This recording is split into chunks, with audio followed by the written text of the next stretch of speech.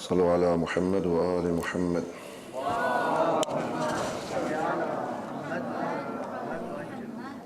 ما شاء الله لا حول ولا قوة إلا بالله العلي العظيم. حسبنا الله ونعم الوكيل، نعم المولى ونعم النصير. رب اشرح لي صدري ويسر لي أمري واحلل عقدة من لساني يفقه قولي. الحمد لله رب العالمين، الصلاة والسلام على أشرف الأنبياء والمرسلين، سيدنا ونبينا وحبيب قلوبنا وطبيب نفوسنا وشفيع ذنوبنا ومولانا أبي القاسم محمد.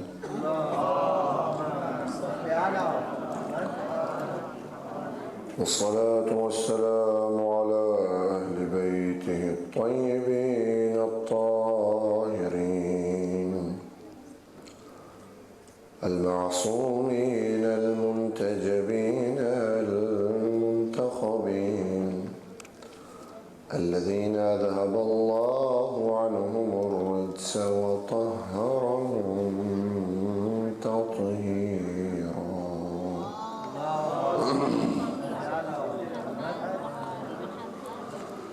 ورحمة الله على أحبابهم وأصحابهم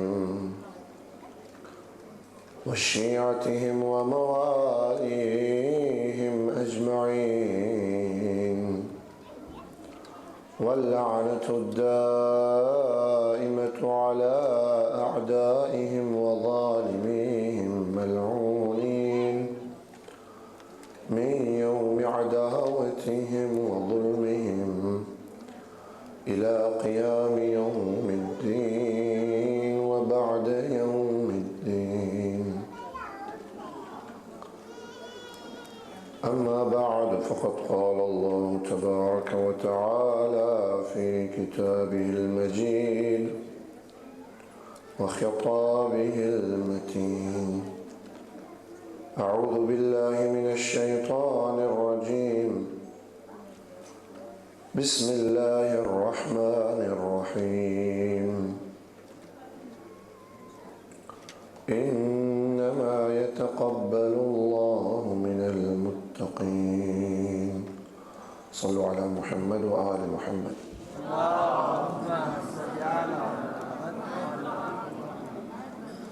We have a few brothers today.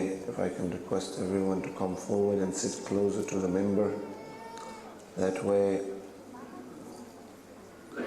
I will be able to focus more. This is the last majlis, alhamdulillah, and I will try to sum up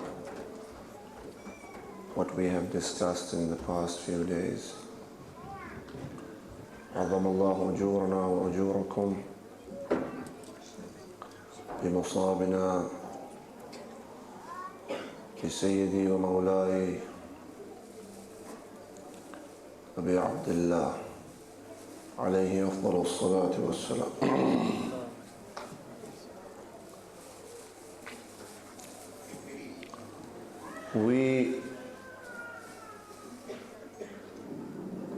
When we take our kids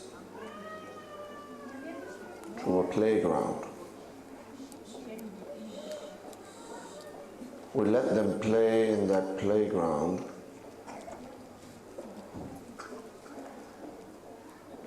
as long as it has been arranged for them, 1 hour, half an hour, 45 minutes, whatever it is.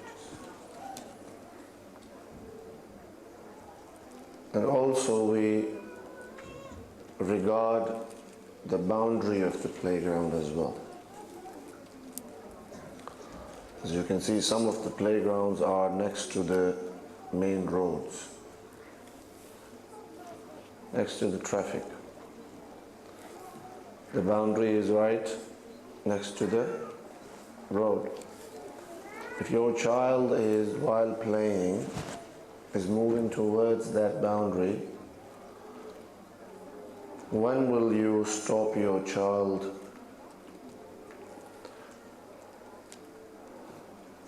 Will you stop your child after he has crossed the boundary and gone in the middle of the road? Or will you stop your child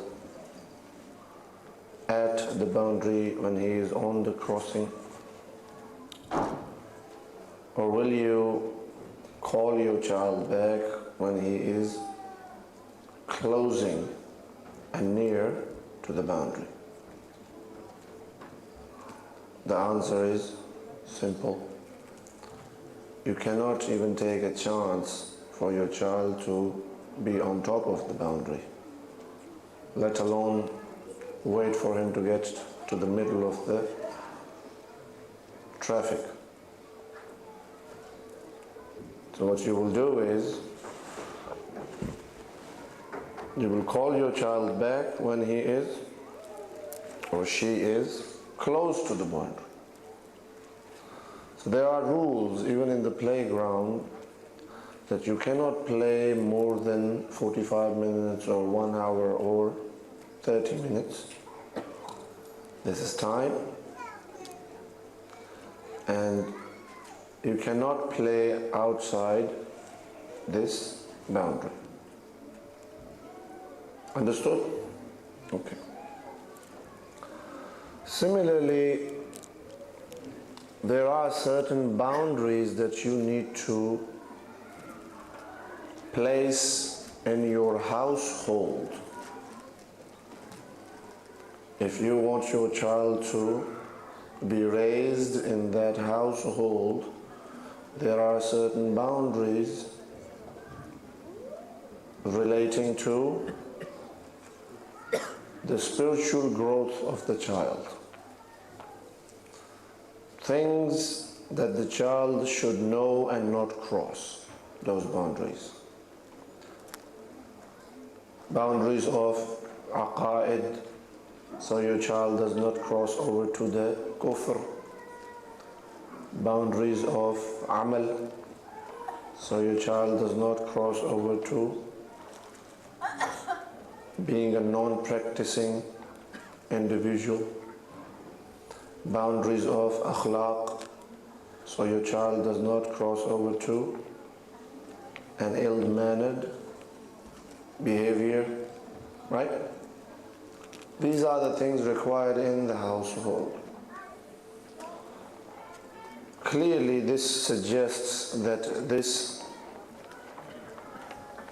should be a part of the environment that the child is living in. If your child lives in a place where people are continuously listening to music and dancing to the songs, if your child lives in an environment where all the adults or few of them, even the single one of them, is bad mouthing the other one, or if your child lives in an environment where no one cares about salah or sawm, where no one cares about Islam, where no one regards the Islamic ways, what will happen? The child will not know the boundaries in that household. His spiritual growth will be affected by this, and he will start spending most of his time outside the boundary in the middle of the traffic where the fast cars of Shaytanat will crush him into pieces.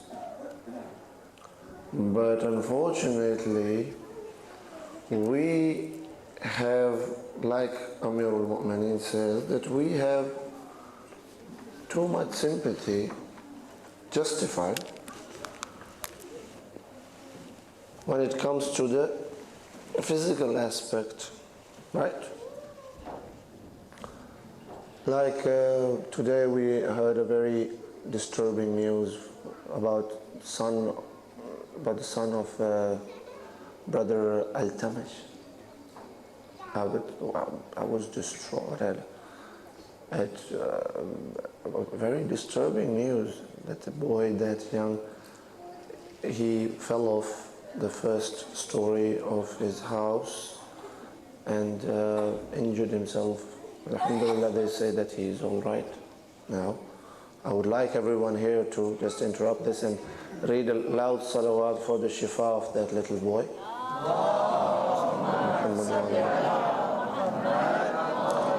May Allah subhanahu wa ta'ala bihaqqi Imam al-Sajjad give him shifa'i kamila and ajila. That is the physical pain. A child comes to you and says, I cut myself, paper cut. Immediately, what do? You get a band-aid, put something on it, right? You are conscious about the well-being of your child when it comes to the physical aspect.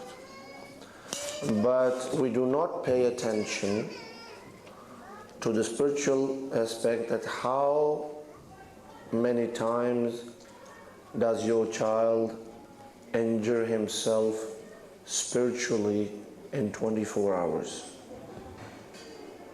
In 24 hours, how many times it happens? We cannot even think about hitting our children. We love them, right? We cannot even think about hitting our children, but sometimes due to our bad behavior spiritually, missing the salah, missing the saum, listening to music, dancing, these things, or not observing hijab for that matter, this is something that affects the child. This is worse than beating the child.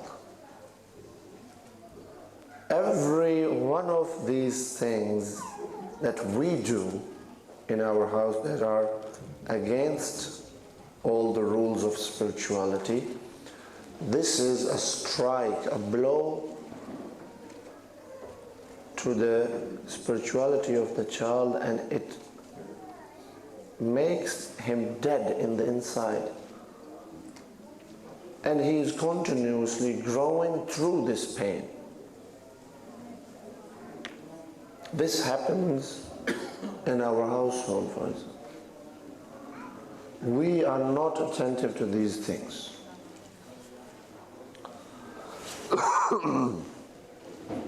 This is one thing. This is one thing. Another question. But Syed, our child does not stay at home.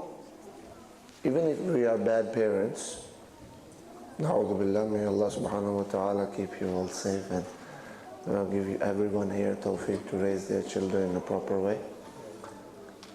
Even if we are bad parents, our children are not at home. We either leave them in a daycare or send them to school. There are teachers there, they look after our children. It's a good school. The teachers are experienced. They have minimum 5 years of experience or 10 years of experience. They are professionals. They know how to deal with the kids. They know how to talk to the kids. They know how to manage their behavior.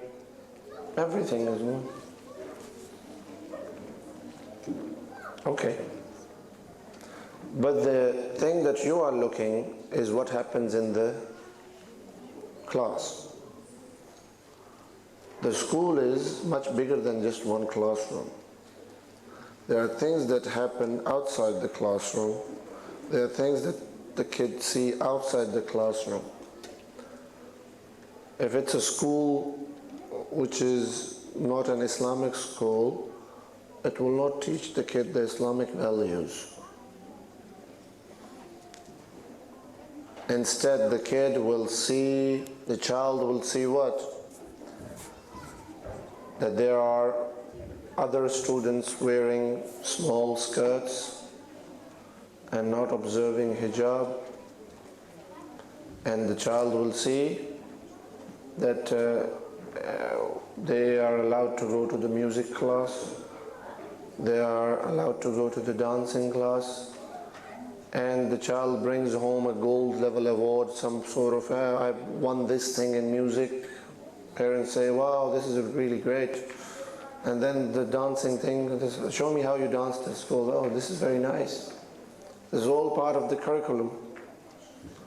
What does one do to protect his child from that environment where people have started to think that music and dancing is part of spiritual growth of the child?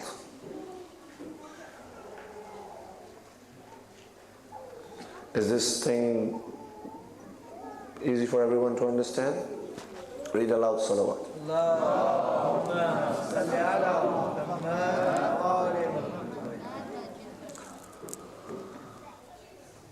If we look at the duration that we have our child to ourselves, you will see that you see your child after maybe 6 o'clock sometimes, and early in the morning the child leaves, and during that time he has to sleep for 8 to 10 hours,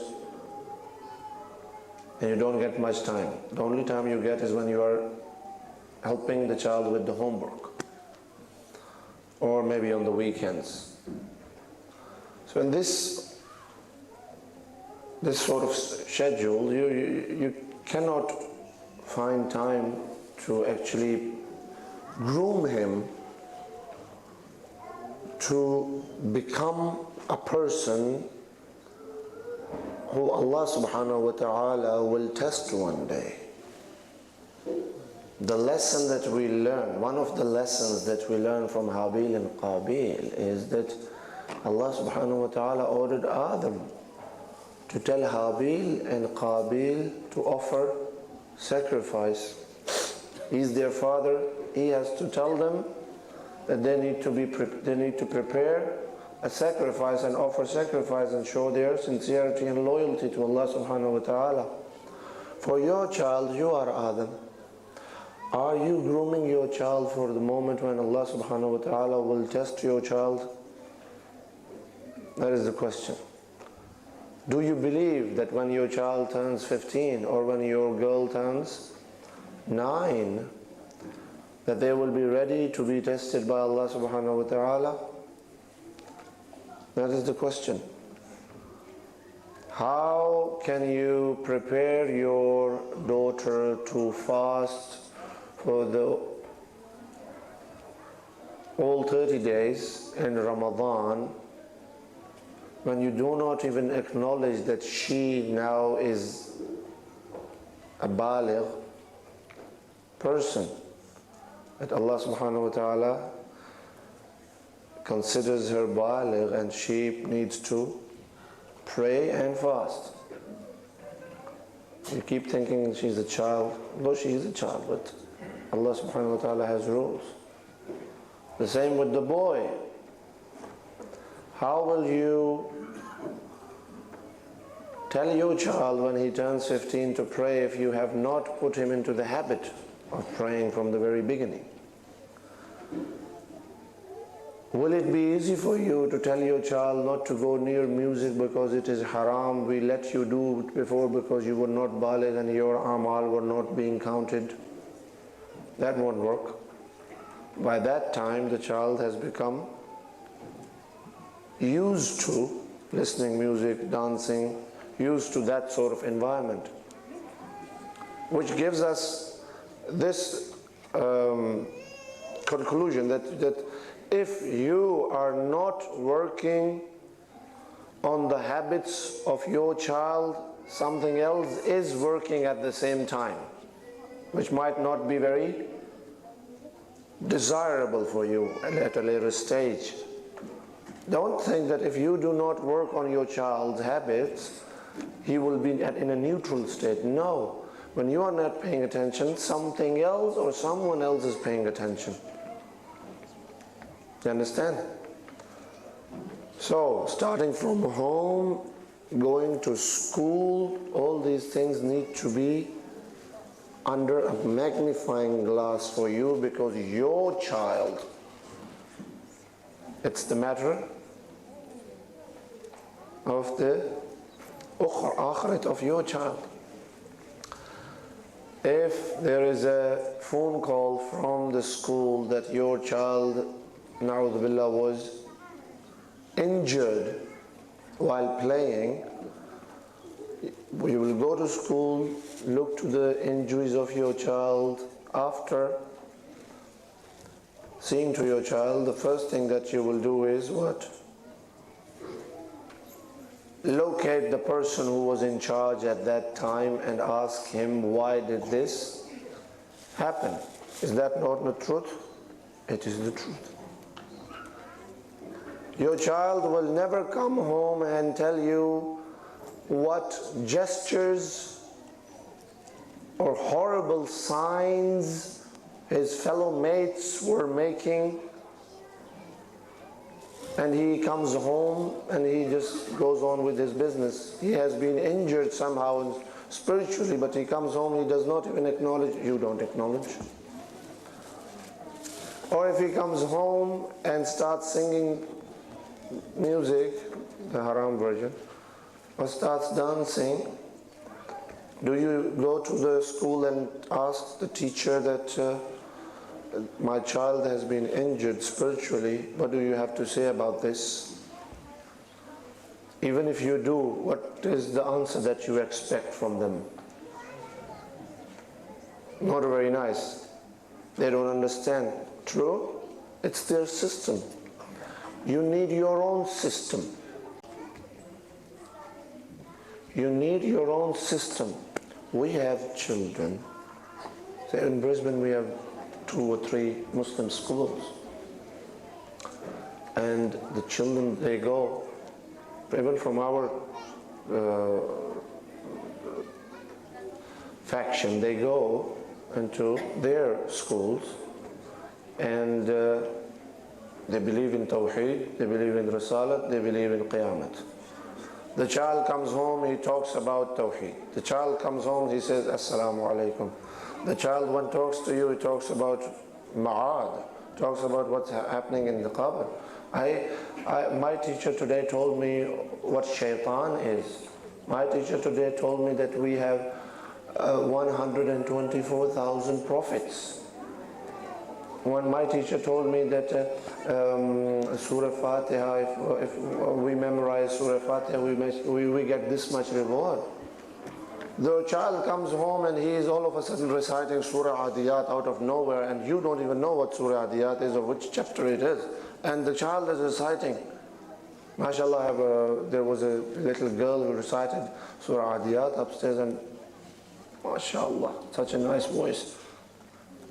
All of a sudden your child comes home and he's talking about Tawheed and Risalat and Ma'ad and the things about Islam, the basic things about Islam. And you just sit there and say, oh, this is like 75% of my work done by someone else. I only need to work on the imamat part. Correct? The rest is being covered by someone else.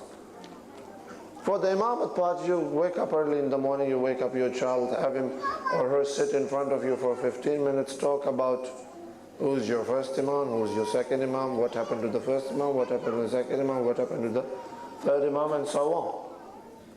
Correct? This is how it happens. This is how your life becomes easy for you, your child's life becomes easy for you. In the same school, I have seen those families who do not practice hijab. The mother comes in without hijab and she drops the child off, her daughter off. The daughter is wearing a hijab because it is the code of uniform in the school. She has to wear hijab over and over and over again. It becomes a practice. It starts from grade 2, prep, and grade 1 optional. Even in prep and grade 1. In the beginning, I saw that in my daughter's class there was no one wearing hijab, just my daughter and my niece. The second day I went, the third day I saw that the other girls were also wearing hijab because there are 2 students who are wearing hijab. And the grade 1 it's the same, there is no issue about hijab. And the habit it carries from there. Hijab should not be an issue at all for you. Music and dancing thing, it should not be an issue for you. The habits, when they are straightened from the very beginning, the child when comes of age, Allah subhanahu wa ta'ala can test him for something that is important to him. Not wait for him to come to the right path. Allah keeps calling you to the right path. You understand these points? Understand what I'm pointing towards? It's a community, mashallah, and it is easy, it is much. 75 to 80% of your work done by someone else. This is the biggest motivation one can look forward to. This is something that you should look forward to and work on it. Our Afghan and Hazara community here, we are largest in the number. Spread the word around. You are the ones who can make this happen. The other communities are not that huge in number. Get together, present an idea and build your school. Once that happens, Alhamdulillah Rabbil Alameen.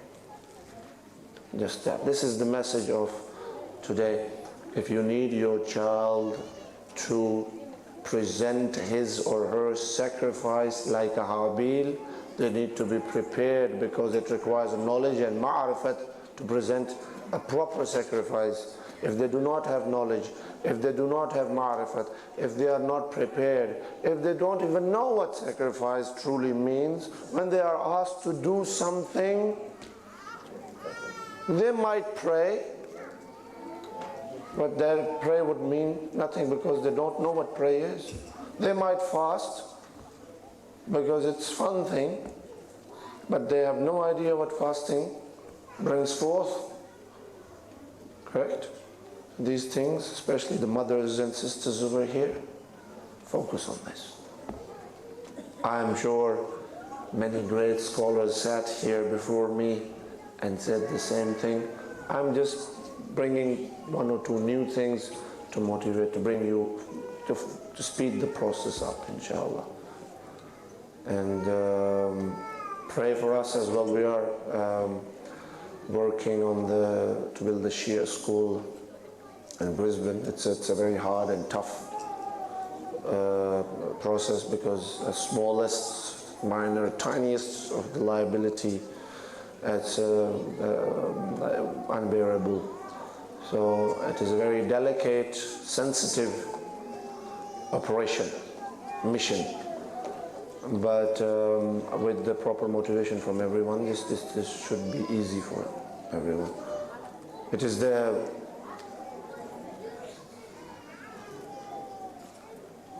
ma'arifat and ilm that not a single child in Sham Ghariba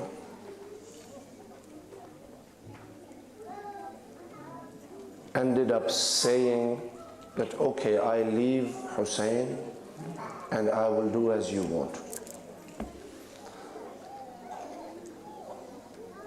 Every child who spoke up, he or she,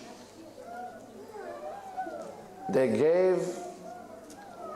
the Yazidis, wasita of Rasulullah and the relationship to Rasulullah and their muqam in Islam.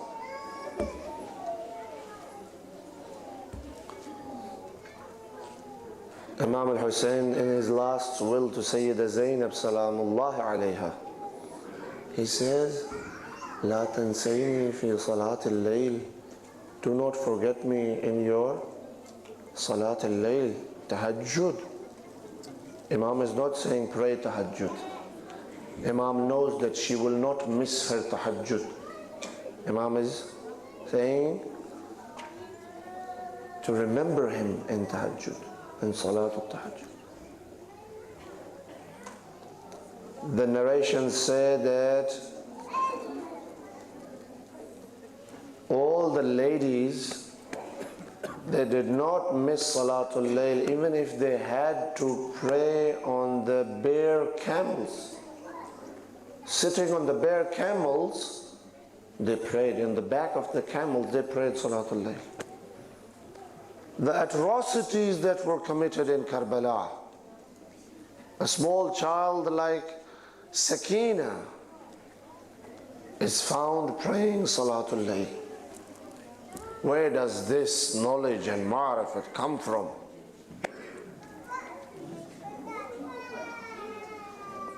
One should understand this. Allah subhanahu wa ta'ala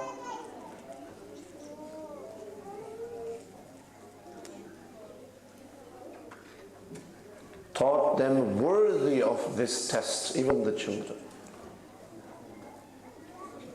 And every child succeeded in this test. So we see that in Karbala, after the Sham Ghariba, the pain is there. The pain is there. Nabi Adam, they say, many decades he cried for Habil.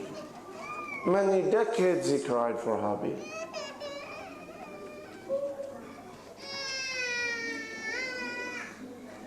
To lose your children like that in Karbala with the broken hearts, with an excruciating pain in your heart, but the passion for Islam does not fade away. In the morning of the 11th, the announcement is made that it is time to move to Kufa. These ladies of the house of Rasulullah who do not have hijab on their heads, they are preparing to enter Kufa in a way that no one recognizes them. The narrations say about Sayyida Zainab, قَدْ لَبِسَتْ أَرْضَلَ ثِيَابِهَا. She was wearing the shabbiest clothes, so no one would recognize her. And the same thing happened when she entered Kufa. No one was to recognize her. She is observing hijab. Even if they take off the hijab from the head, she is looking for ways so that no one can recognize her.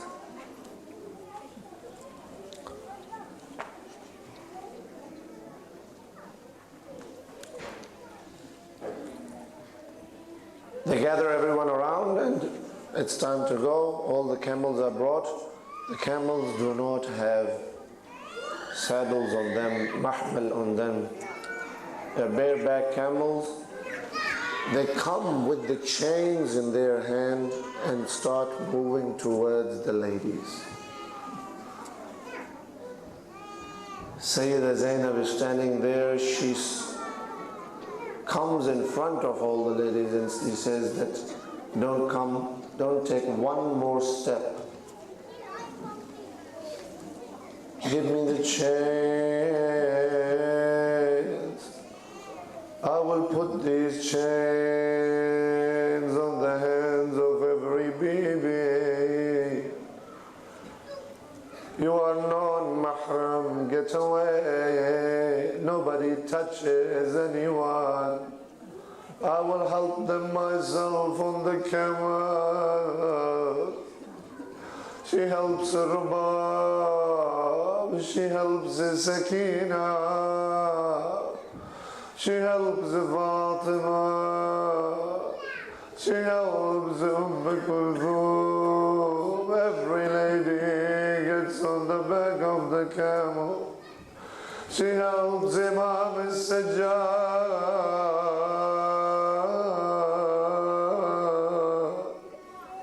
At the end, she is left alone. Then Rashid Zayn نظرت يمينا وشمالا. I wonder what she is thinking at that time. There was a time when they left Medina. In Medina, when she came out of the house, Imam Hussein left his chair and stood up in respect. Qasim was holding the shoes of Sayyidah Zainab. Ali Akbar was holding the curtain of the Mahmad. Abbas was kneeling down, offering his knee to Sayyidah. Take support from this. Have a seat in the Mahmad. How ghareeb are you, Sayyidah Zainab al-Karbala, looking towards your right and left. There is no Abbas, there is no Qasim, there is no Ali al-Akbar, there is no Hussein. We do not know how she climbed on the camel, but we know she did. Somehow she did. Then the ladies requested to take them from the maqtal, where everyone was lying down in the maqtal. They took the camel to the maqtal. At one point, when the camels passed by a body that is broken, cut into pieces, covered in blood, without a head, so many arrows on the body. You cannot say it is crushed in a way. One cannot make out, is this the back of the body or the front of the body? She throws herself down from the back of the camel. Oh Abbas, we know when you came down from the horse you did not have any arms. But you are a man. It is normal for you to fall down from the horse with her hand tied in jail. I wonder how this baby came down from the back of a standing camel. She crawls towards the body of Imam al-Hussein. He stands there. أنت أخي الحسين. Are you my brother Hussein? There is a Rawi in the army of Yazid who says, I heard the saddest, most heartbreaking words that day when Sayyidah Zainab was standing right next to the body of her brother Imam al-Hussein. The words she said, I can never forget anything. I can never forget these words. I can forget everything, but not these words. It broke my heart. I was in tears. He says that she turned towards Medina, facing Medina. She said, صل عليك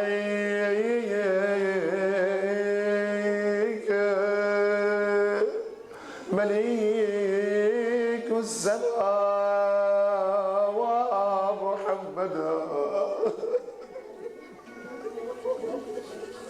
Oh grandfather, oh Rasulullah, the angels in heaven shower blessings on you. وهذا الحسين بالعراء. This is your grandson Hussein on a burning sand in the middle of the desert. مقطع الأعداء, cut into pieces, مربل بالدماء, covered in blood, مسلوب العمامة والرداء. He has no amama on his head. He has no rida on his body. He has no aba on his body. He has no qaba on his body.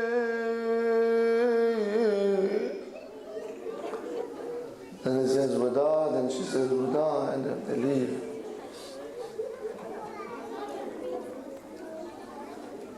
لا لعنة الله على القوم الظالمين وسيعلم الذين ظلموا أي منقلب مات مع حسين.